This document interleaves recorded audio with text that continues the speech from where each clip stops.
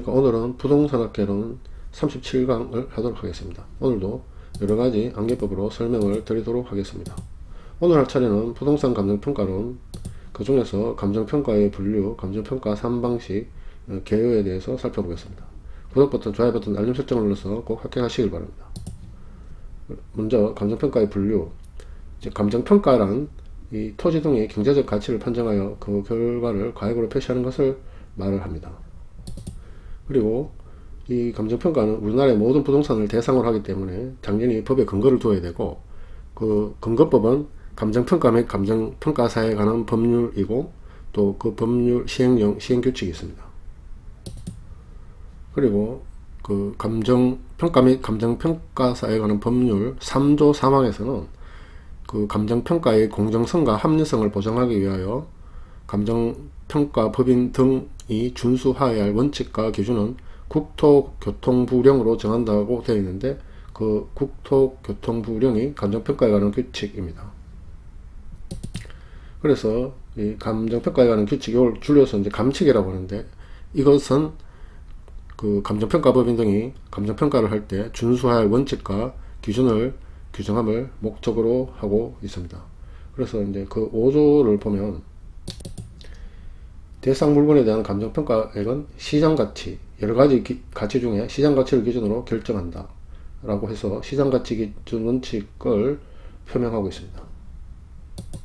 그러나 이제 모든 케이스에 시장가치를 적용할 수 있는 것은 아니므로 감정평가법인 등은 위에도 불구하고 다음 어느 하나에 해당하는 경우 대상 물건의 감정평가액을 시장가치 외의 가치를 기준으로 결정할 수 있습니다. 이제 그 세 가지 케이스인데, 법령에 다른 규정이 있는 경우, 감정평가 의뢰인이 요청을 하는 경우, 감정평가의 목적이나 대상 물건의 특성에 비추어 사회 통념상 필요하다고 인정되는 경우 시장가치 외의 가치를 기준으로 결정할 수 있습니다. 그래서 이 암기는 왜 이 노란색을 따서 외법을 외국법이라고 하고, 외국법의 목적, 뭐 외국법이 있는데 그 목적이 있겠죠. 그런 식으로 암기를 하시면 되겠습니다. 그래서 이 감정평가는 이제 여러가지 기준에 따라서 이 분류를 해볼 수가 있는데, 먼저 첫 번째, 조건이 있느냐 없느냐에 따른 이제 분류를 해볼 수가 있습니다. 이것은 감칙 6조에 나오는 내용인데, 이 원칙은 현황평가가 원칙입니다. 즉 감정평가는 기존 시점에서의 대상 물건의 이용 상황, 뭐 불법적 일시적 이용은 제외하고, 또 그 공법상 제한을 받는 상태를 기준으로 한다. 즉 현황대로 그 평가를 한다는 말입니다. 여기서 이제 기준 시점은 대상 물건의 감정평가액을 결정하는 기준이 되는 날짜, 뭐 5월 10일 뭐 이런 식으로 그게 이제 기준 시점이고, 그래서 감칙 6조는 이 현황평가가 원칙임을 이제 규정하고 있고, 다만 아래에 해당하는 경우 조건을 붙여 감정평가할 수 있다라고 해서 이 조건이 붙은 평가를 예외적으로 인정을 하고 있습니다. 그래서 아래에 해당하는 경우란 법령에 다른 규정이 있는 경우, 의뢰인이 요청하는 경우, 감정평가의 목적이나 대상 물건의 특성에 비추어 사회 통념상 필요하다고 인정되는 경우. 그 앞에 이 세 개는 이제 법의 목적이라고 이제 했고, 그래서 이 조건부하고 관련시켜서 법의 목적은 조건부, 이렇게 암기를 하시면 되겠습니다. 그 다음 이제 기준 시점에 따른 이제 분류가 있는데, 기준 시점이란 대상 물건의 기준이, 즉 그 감정평가를 결정하는 기준이 되는 날짜를 기준 시점이라고 합니다. 그리고 감칙 9조에서는 감정평가의 기준 시점은 감정평가사가 가격조사를 완료한 날을 기준으로 한다라고 해서 이제 원칙적인 내용을 설명하고 있고, 이 기준 시점은 어떤 경우에는 어떤 미래의 날짜가 될 수도 있고, 어떤 경우에는 이제 과거의 날짜가 될 수도 있는데, 그래서 이제 미래의 날짜가 되는 경우에 이제 평가하는 것을 이제 기한부 평가라고 합니다. 그래서 이것은 장래 도달할 것이 확실한 일정 시점을 기준으로 하여 평가하는 것입니다. 예를 들면 뭐 오늘이 뭐 6월 1일인데 내년 1월 1일이 되면 그 평가액이 얼마가 되겠는가, 뭐 이런 식으로 이제 평가하는 것이고, 요 암기는 기자 장자 따서 기장, 우리 그 비행기 그 조종사를 기장이라고 하지 않습니까? 그렇게 암기하시고, 그 다음에 이제 속어평가라는 것은 과거에 지나간 과거의 일정 시점을 시점으로 해서 이제 대상 부동산을 평가하는 것입니다. 그래서 이것은 보면은 이제 감식 구조에 기준 시점을 미리 정하였을 때는, 여기 뭐 기준 시점을 미리 정하였을 때라는 의미가 이제 과거의 어느 시점을 정하였을 때라는 의미입니다. 그 날짜에 가격 조사가 가능한 경우에만 기준 시점으로 할 수 있다. 그래서 이 내용이 이제 소급 평가를 이제 규정하는 것입니다. 이 암기는 과거로 소급, 뭐 이렇게 암기를 하시면 되겠습니다. 이제 그 다음 분류 방법으로는 대상 물건의 뭐 특성이라든가 뭐 성질 등의 기준에 따른 이제 분류가 있는데, 감식 7조에 규정이 되어 있습니다. 먼저 감정평가는 대상 물건마다 개별로 하여야 한다고 규정해서 그 개별 평가가 원칙임을 이제 규정을 하고 있고, 그 다음 일괄 평가란 그 둘 이상의 대상 물건이 일체로 거래된다든가 대상 물건 상호간에 용도상 불가분, 분리할 수 없는 그런 관계가 있는 경우 일괄하여 감정평가할 수 있다라고 규정을 하고 있습니다. 예를 들면은 아파트는 이제 대지와 건물이라는 이제 부동산, 대지도 하나의 부동산이고 건물도 하나의 부동산인데, 이것을 구분하지 않고 이제 일체로 평가하는 것이 이제 일괄평가의 예입니다. 먼저 요 일괄평가를 이제 암기를 해보면, 여기 이제 일체로 할 때 일자 같은 이제 일따고 이제 용도 불가해서 일일 용도 불가, 그러니까 뭐 이게 장기간 사용해야 되지 하루하루 용도로 쓰는 것은 이제 안 된다, 이런 의미로 암기를 하시고, 그리고 요 암기를 이제 암기법을 이제 일괄평가의 이 특성을 암기법으로 만들었는데, 일단 먼저 보면은 요 전체적으로 보면은 그 빨간색은 한 개를 나타내고 이제 파란색은 두 개를 나타낸다고 생각하시면 됩니다. 그래서 일괄평가라는 것은 일단 평가 대상인 그 통상적인 물건의 수는 이제 두 개인데 감정평가 측면에서의 물건의 개수는 한 개가 일괄평가입니다. 그래서 원래 통상적인 물건 개수는 두 개인데 감정평가 측면에서는 한 개, 그 두 개가 한 개가 된 거죠. 이 화살표로 한 개가 됐다고 나타냈지 않습니까? 이렇게 기억을 하시고, 그 다음 구분평가인데, 이것은 하나의 대상 물건이라도 가치를 달리하는 부분은 이를 구분하여 감정평가할 수 있다고 규정하고 있는데, 예를 든다면 이제 주상복합 건물이 있을 때 그 상가가 있고 그 다음에 이제 주택이 있지 않습니까? 용도가 분명히 달라서 가치가 다르게 나타나겠죠. 그래서 이런 경우에 이제 구분평가가 가능하다는 겁니다. 그래서 이 구분평가의 이제 정의를 외우는 것은 녹색으로 해서 구분하, 달린 이제를 다자로 그냥 생각해서 구분하다. 요 다자는 달자를 생각하시면 됩니다. 달리하는. 그렇게 암기하시고, 그 다음에 이제 이 물건의 이제 개수 측면에서 이 구분평가를 암기를 해보면, 이 이제 평가 대상인 그 통상적인 물건의 개수는 한 개였는데 감정평가 측면의 물건의 개수는 이제 두 개 또는 이제 두 개 이상이 돼 버리는 경우가 이제 구분평가로 볼 수 있겠습니다. 그래서 요 구자 밑에는 짝대기 한 개, 분자는 짝대기 두 개 아닙니까? 그런 식으로 암기를 하시면 되겠습니다. 그 다음 이제 부분평가라는 것은 이제 원래는 그 일체로 이용되고 있는 대상 물건의 일부분은 평가하지 않는 것이 원칙입니다. 그래서 예를 들어 뭐 토지는 이제 필지, 즉 그 토지의 등록 단위가 필지인데, 토지는 원래 이제 이렇게 필지별로 평가하는 것이 원칙이고, 그 필지의 일부분을 평가하지 않는 것이 원칙이나, 그 대상 물건의 일부분에 대하여 감정평가해야 할 특수한 목적이나 합리적인 이유가 있는 경우 그 부분에 대하여 감정평가할 수 있다. 그 예를 들면 그 토지 한 필지가 있는데 그 한 필지 일부가 도시계획구역으로 지정이 되고, 예를 들어서 뭐 수용이 된다고 하면 어쩔 수 없이 그 토지 필지 한 필지의 일부분을 평가할 수밖에 없습니다. 이것이 이제 부분평가이고, 그래서 이것도 이제 이 암기법으로 생각해 본다면 그 통상적인, 그러니까 그 감정평가 대상 물건 개수는 한 개였는데, 부자 아래 짝대기 한 개 아닙니까? 감정평가 측면에서도 그 물건 개수는 한 개, 분자에도 짝대기 밑에 한 개, 그렇게 한 개인데, 그렇게 이제 암기를 하시면 되겠습니다.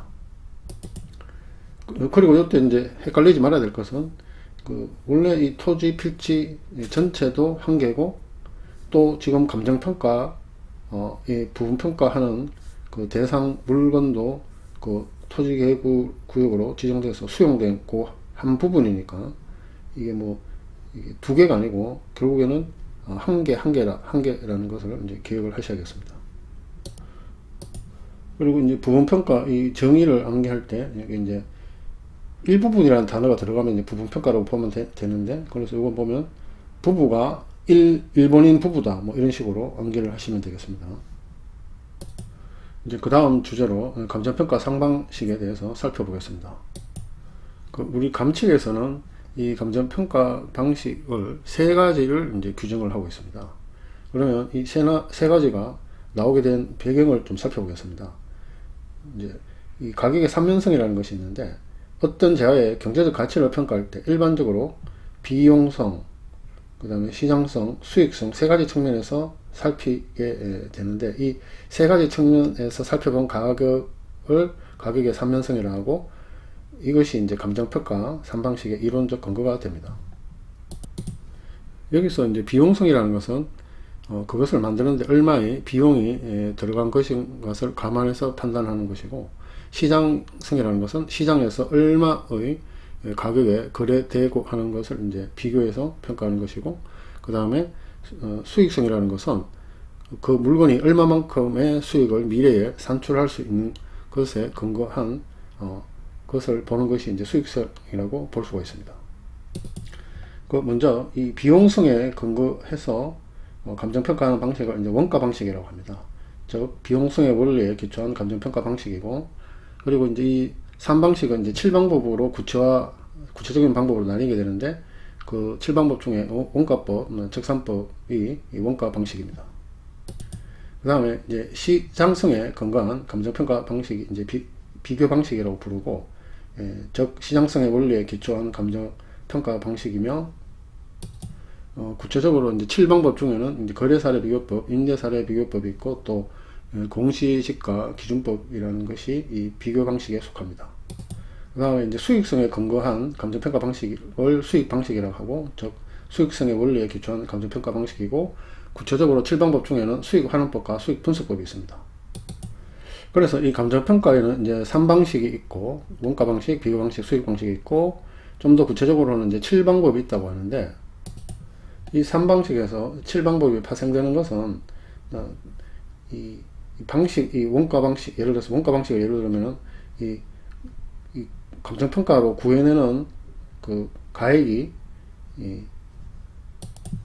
만일 그 대상 물건이 아파트라면 그 아파트의 뭐 기준 시점 현재 가액 뭐 10억이라고 하면 10억, 이런 식으로 그 물건 자체의 가액을 구할 수가 있고, 만일 주인이 그 아파트를 이제 세입자에게 임대를 놓을 수 있겠죠. 그래서 월세로 한다면은 매월 임대료가 발생하게 되는데, 그 임대료를 우리 실생활에서 임대료라는 게 뭐 주택뿐만 아니고 상가 뭐 모든 곳에서 이제 발생할 수가 있기 때문에 이 임대료를 감정평가 방식으로 산정해야 될 경우가 발생합니다.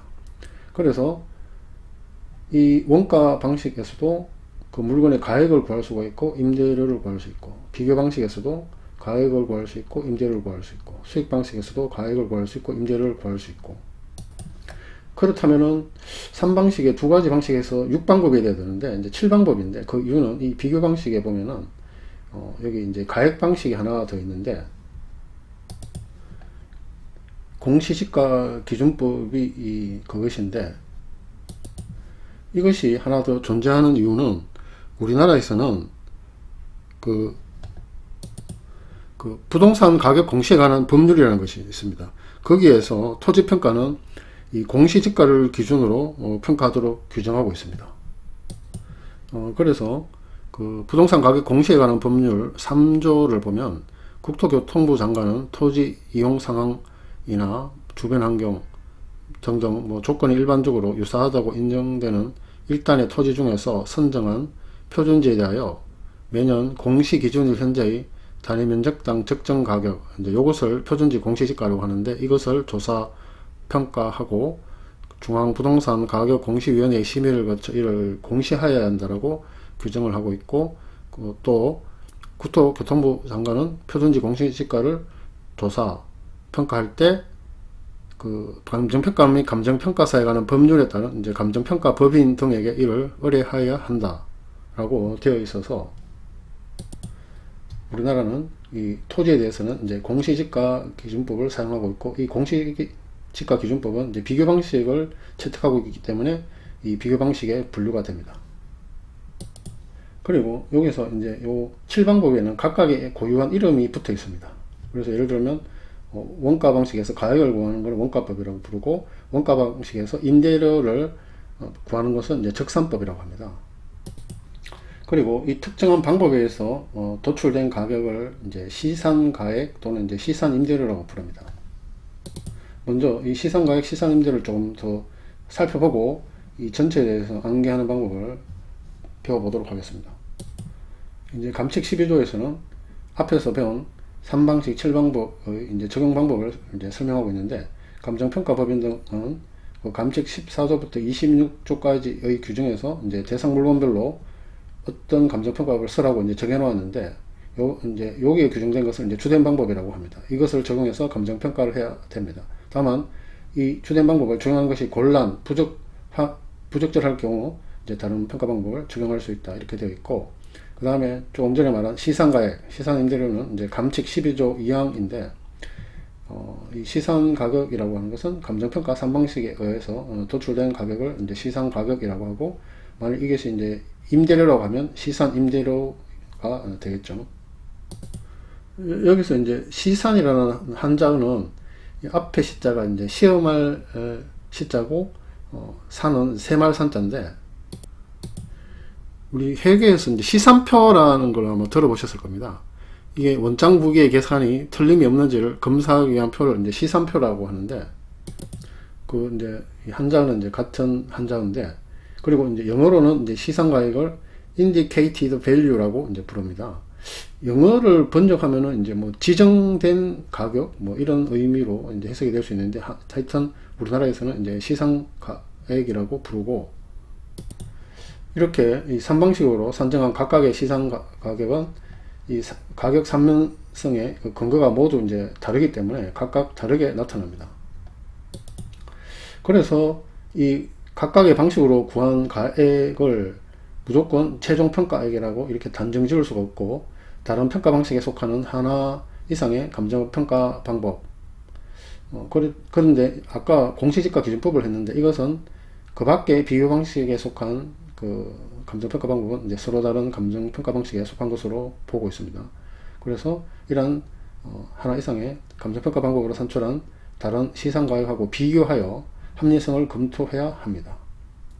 그래서 이것은 암기를 이제 노란색을 보면은 시비가 이제 뭐 이렇게 뭐 길거리 가다가 시비가 붙었는데, 이 시비가 합리성이 있는지를 검토를 해봐라.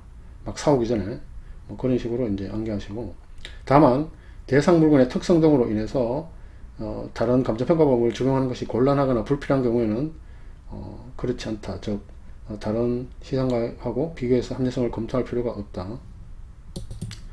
감정평가 법인 등은 위의 검토 결과 위에서 산출한 시산가액의 합리성이 없다고 판단되는 경우 주된 방법 및 다른 평가 방법으로 산출한 시산가액을 조정하여 감정평가액을 결정할 수 있습니다. 여기서 이제 조정한다라는 것은 뭐 산술평균도 있고 이제 가중평균 방법도 있고 한데, 뭐 산술평균은 아니고 주로 가중평균 하여 이제 조정하는 방법을 택하고 있습니다.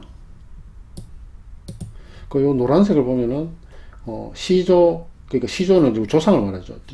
조상 중에 제일 이제 그 시작이 되는 분을 시조라고 하는데, 시조를 잘 모르니까 뭐 고문서 등을 감정하여 결정하겠다. 우리의 시조가 누구인지 고문서 등을 감정하여 결정하겠다. 이런 식으로 암기를 하시면 되겠습니다. 조금 전에 이제 시산가액, 시산임대료의 내용에 설명을 드렸고, 그래서 이 7방법의 이 각각의 명칭과 이 시산가액, 시산임대료의 명칭을 각각 이제 이렇게 다르게 부르기 때문에 이제 암기를 해야 됩니다. 먼저 원가 방식의 이 가액을 구하는 원가법은 이제 그렇게 도출된 시산가액을 이제 적산가액이라고 부릅니다. 노란색을 이제 보면은 원적인데, 적산가액 할 때 이제 여기 한 달은 살 적자에 세말 산자입니다. 이 원가법은 결국에는 이제 그 원가들을 하나하나 모아서 이렇게 쌓아서 더한다는 개념이다 보니까 이제 뭐 적산이라고 부른다.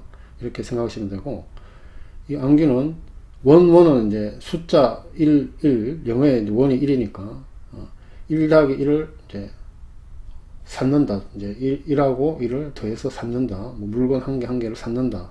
1 플러스 1 적, 이런 식으로 암기하시고, 그 다음에 이제 원가 방식에서 이제 임대료를 구하는 방식은 이제 적산법인데, 그 다음에 이 시산 임대료를 이제 적산 임료라고 하는데, 제가 요 임대료를 구할 때는 요 임자도 같이 양기법에 이제 아래에도 임대료 구할 때는 이제 임자도 다 집어 넣었습니다. 그래서 이 원임인데 이걸 원님, 고을의 수령을 원님이라고 하지 않습니까? 그 원님이 적적하다, 심심하다, 일이 없어서 적적하다, 뭐 그런 식으로 연결하시고, 다음 비교 방식에서는 이제 가액을 구하는 것을 이제 거래사례 비교법, 그 시상가액을 비중가액이라고 부릅니다.